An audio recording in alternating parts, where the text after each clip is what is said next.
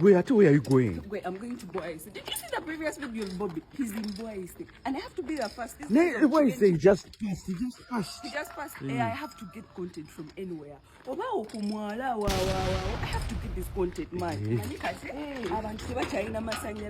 Places that have electricity, man. Hey. Kati ate tokyali kubya struggle kubya content mama.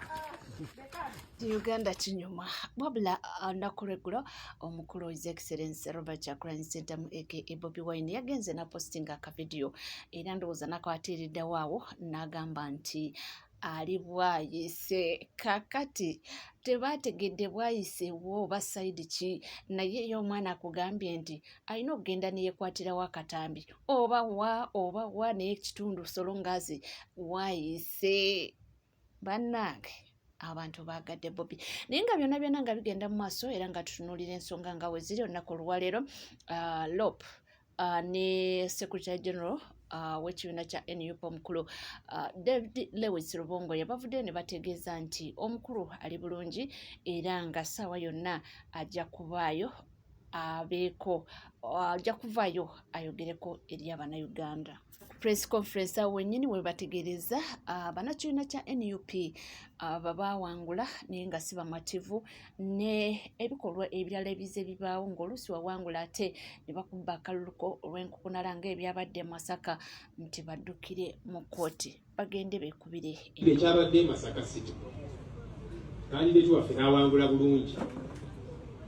bali ne bagenda mu kkooti omulamuzi naawe ensala ye n'agamba nti kale tugenda kukola recount naye bwe tusanga akabokisi ne bwe kaba kamu nga kalina obuzibu bikomaawo bagenzeeyo basanze obubokisi si kamu si bubiri si buna si butaano si mukaaga nga bungi obuliko ebivuyo omusiiru nga zaakutulibwa obulala nga bukalu abantu balonda polling stations ezo results ne zivaayo DRF mweziri naye bokisi ezo nga zo nkalu ne weebuuza buno obululu baabutaddewa DRF zino bazitaddewa bokisi endala ne basanga nga obululu obulimu bwawa NRM yekka naye omulamuzi ono n'agenda maaso newankubadde bino mbisanze njagenda maaso paka tukole recount ate nga yakawo ensala nti bwe tunaasanga akabokisi ne bwe kaba kamu tetujja kgenda maaso ekitongole ekiramuzi simanyi lwaki kisirifu ku nsonga zino kyo tekiswala yesu omulamuzi alina okubanga yeetegeredde okuwa ensala ye naye waliwo byolaba nti nedda kino nedda kibaswaza mwe temuswala mwakafuna ne chief justice omupya naye omuntu naako naawe ensala ye naye ate n'amuntana n'ensala ye ne musigala nga musirise ebintu bino byonna bikolebwa kubanga gavumenti eno ekimanyi nti eri mu kaseera kaayo ak'olweggulo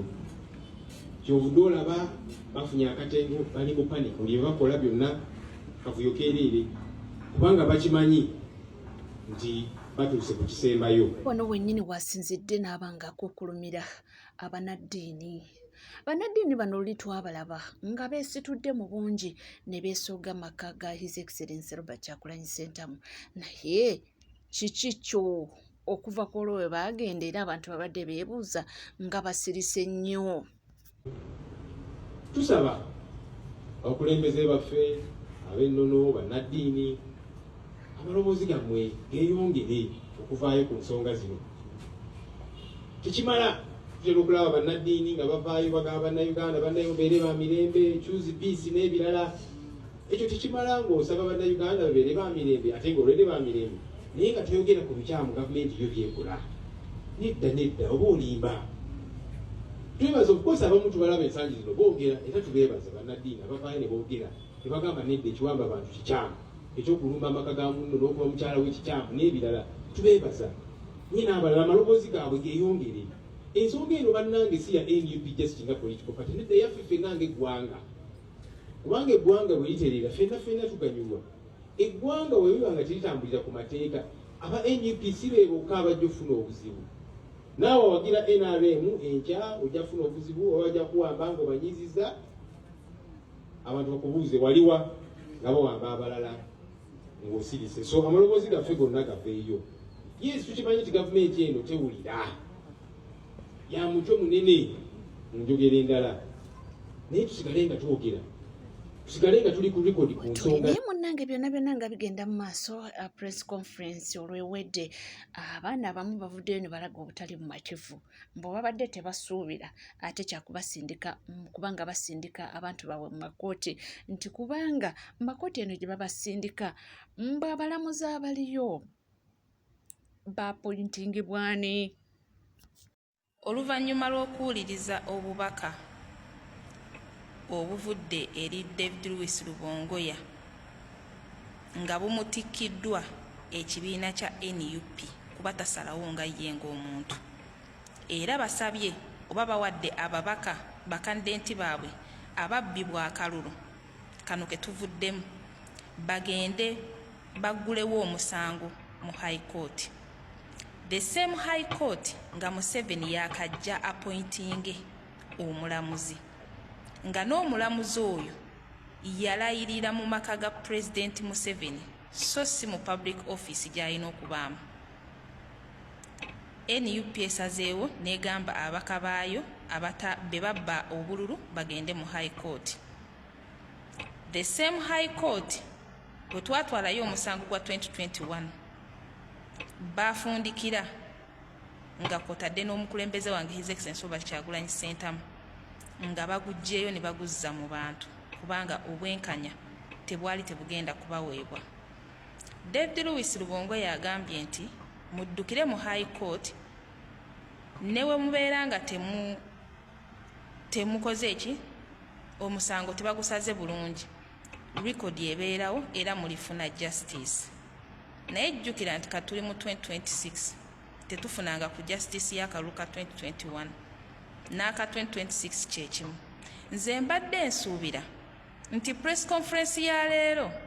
mugenda kujja mwogere bino wammanga nti wekibanga omukulembeze waffe tannaba kufuna freedom ye ng'ali mu dduka teri mubaka wa NUP agenda kulayira. Bwe kibanga tetufunye buwanguzi bwaffe teri mubaka wa NUP agenda kulangira. Bwe kibanga Simon Byabakama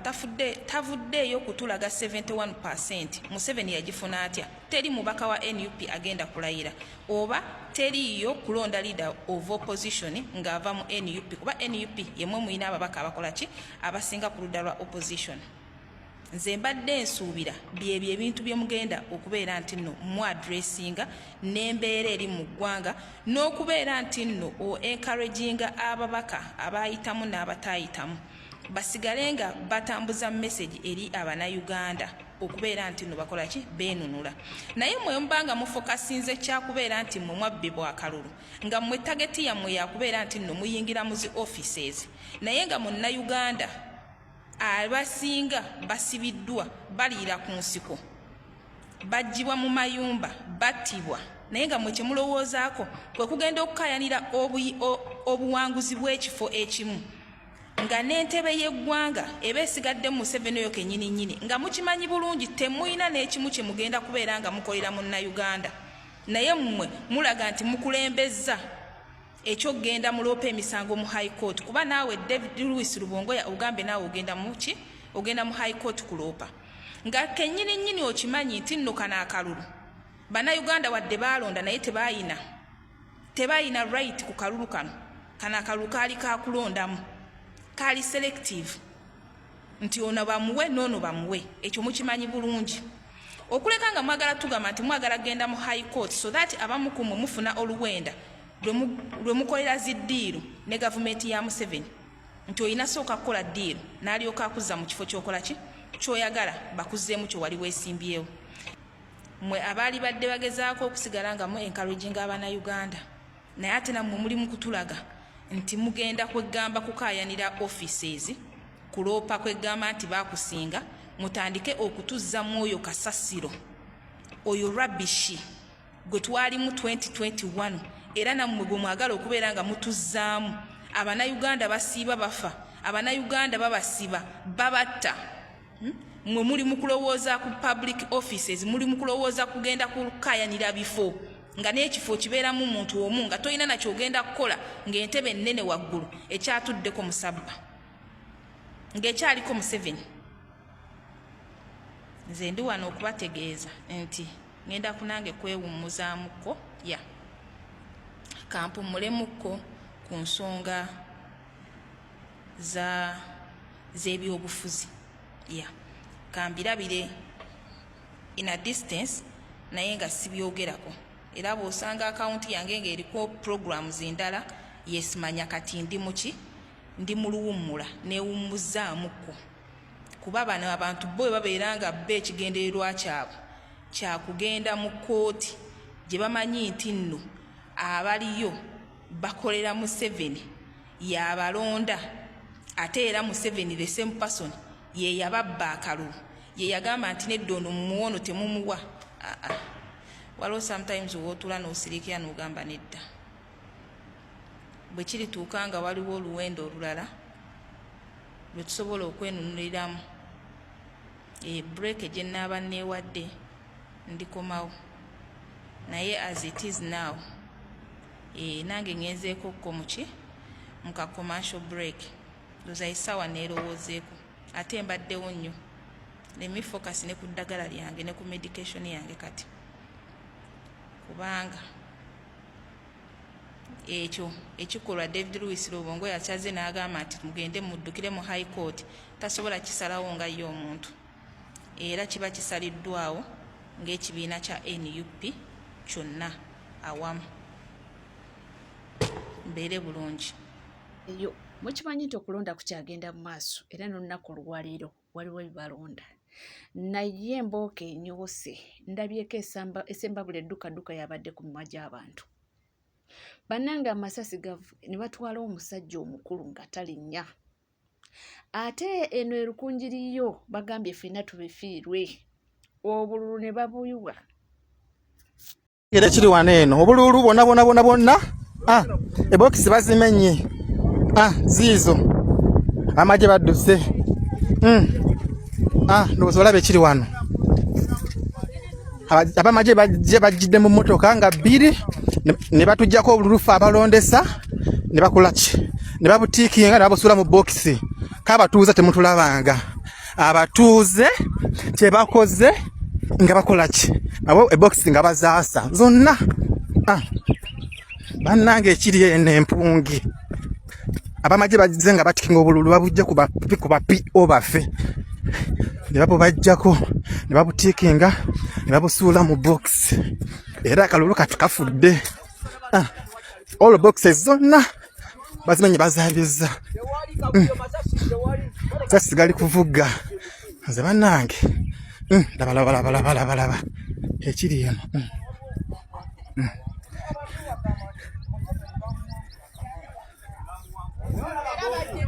ndowooza olaba vuddewo nga tweyongerawo mu mawulire ag'enjawulo abantu beeyongedde okuba nga bakukuluma bagamba nti waliwo omukyala eyakoze interview era abangi beebuuziza ye maama wa dictator Amil nti bweba yeye nti muzibu mbwe yalangidde Chosen Beki ono ye maama wa Amiri avuddeyo n'alangira Chosen Beki nti alabika yalina ebisiraani maama we muto oba yamuzaala omukazi agambye mbu Chosen Beki yalina ebisiraani kubanga mbu bwe yava mu bulamu bwa mutabani we ebulamu ne bweyongera okugenda mu maaso n'agenda e Makka n'azimba ennyumba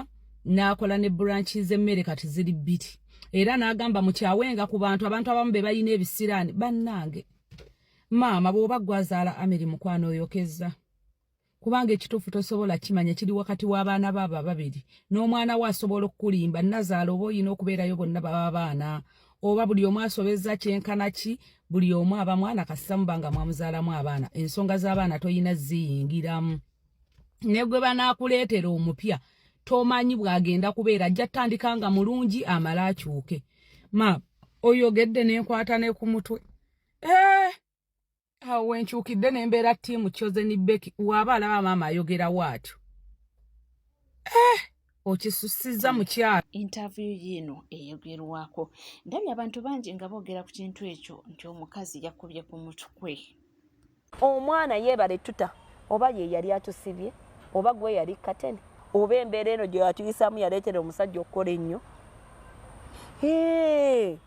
omwana kati ata Amil twogere amazima omwana yagulawo mpereerwe wali restaurant ekola 24/7 ate abantu bagirya emmere gwe ensaniya zitambula omwana n'agenda ne kuhijja n'agenda okulamaga omanyi kyo wa capital yali wa chosen nga teyamutadda kwa bakugamba omwana n'azimba n'ennyumba oli yapapa ng'awoza omusajja tamuzimbira omanyi ekyo ngati kati azijjeewa kubanga gwe wavaawo temusanga bantu kubata osanga gwabadde n'ekizibu ekimulemeseza omuntu okutuuka ku buwanguzi bwe kati wamuta ono tebyaggula bagambye dictator ye talina muwala naye alina gw'ayagala osanga naye nga mukole abasajja abali tokola kintu kubanga omuntu akase mbulwokuba mpapa mangu nyanjura gendo waabwe w'omukyala nga weeteeseteese ng'omuwala lwaki in the first place lwaki weefumbiza n'ozaala n'omwana asooka n'owokubiri n'owokusatu n'owokuna olinga kamyu osindika busindisi ki ekyali kikutwalayo amangu ago wasenga yali agala bamale mumuwasa yandibadde tava waka nga fedda we twafumbirwanga n'ogamba omusajja oba onjagala nnyo mala kunsasula era n'ova ewaka ng'akusasudde kubanga akwetwala naye wenyini weetwalayo n'otwalayo akaleega n'otwalayo empale ekivaamu ne weetwalirayo ddala ate ekyavaamu n'ositula famire yonna n'ogireeta ow'omusajja ye nga mumukontrolinga maama nga talinaako na privacy omusajja yandizikoze zitya ne ziwera nga ssente bwazikoze famire ojjuzzaawo oli awo lunkuse ojjuzza baawaka maama ali awo baganda bo bali awo omusajja ne mwana aleeta kiro ya sukaali takyaleeta emu alina kuleeta bbiri anti mujjuzza omuwawa guli waka kyovudde olaba mu muta yatandika okuseevinga kati ayina ne byalaga emmotoka yavuze sente yazijje eno ate nga mwamutadda dikiteta wabba Chosen Becky yamubba ki yagenda naki lwaki wafuna sente ng'omaze kwawukana naye anti kyenkugambye yoli ekizikiza abantu batutanga gwasibye mukama asibye akugamba tono omukisa gwe guli mwoli gwomulemeddeko mukuvaawo ye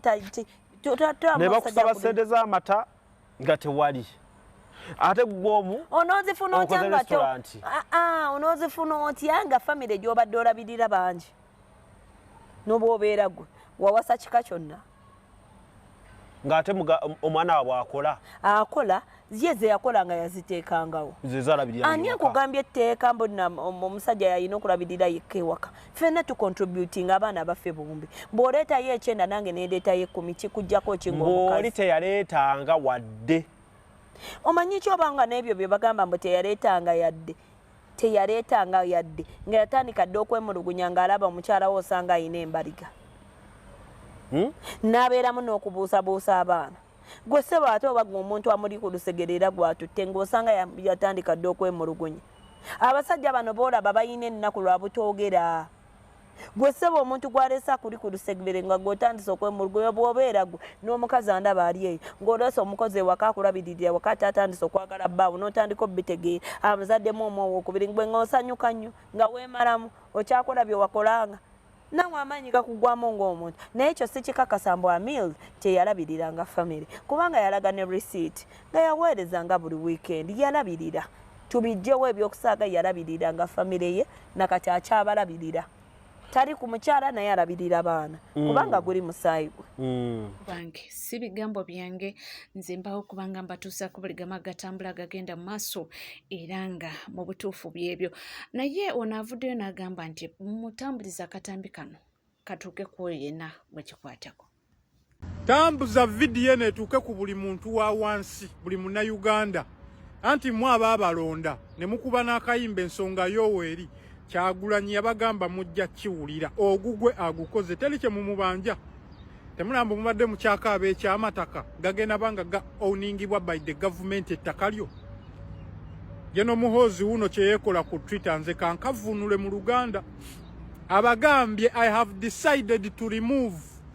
all the officers in immigration that were making life hard for our Ugandans Banyarwanda to get IDs stamp ekonyemu nasembayo ng'agamba immediately others will be appointed soon ba officers abalala nammwe mugenda kuddako mujja bamasa omugobebwa ategeeza ki nti agobye abasirikale oba abakulu ababadde mu sekita ya immigration na Uganda ali eyo wandyebuuza immigration kyeki oba ekola etya bano ba officers mu immigration muhozi bagobye be bavunaanyizibwa ku muntu either okubeera mu ggwanga bakuwa visa oba ne bakudinayinga ne batakuwa visa kuyingira ggwanga eryo. Ekyokubiri, immigration ye kuvunaanyizibwako either ofuna ID oli mutuuze oba passport oba obutagifuna ye immigration. Kati bano ba officers muhozi bagobye babadde bateekawo nnyo enkokola ku Banyarwanda okufuna ID oba passport. Kati muhozi abagobyeyo kitegeeza Omunyarwanda yenna agenda funanga ID nga ayitawo kaserengeto misinde ate olumala ofuna ID afune ne passport. Okay, mwaba abalonda mujja kiwulira stamp omukulu agikonyeemu abadde ku mukutu gwe ogwa X gwe tuyita Twitter. Mugenda kiwulira omuku omwe ekirungi ffe abaagala enkyukakyuka twesobola abamu tulinamu ku busobozi obutonotono n'abalala balina kasimbi. Kati mmwe ababawagira muli banaku musiikiina mubasabiriza mujja kiwulira. Oli ku NCK TV teweerabira kubanga osubscribinga, ringinga that notification bell, sharinga, likinga ebisigadde butereeva mawulire nja kubanga nga kuweera nja kubanga nga kutuusako wona woli wonna wosinzidde sigala naffe tova.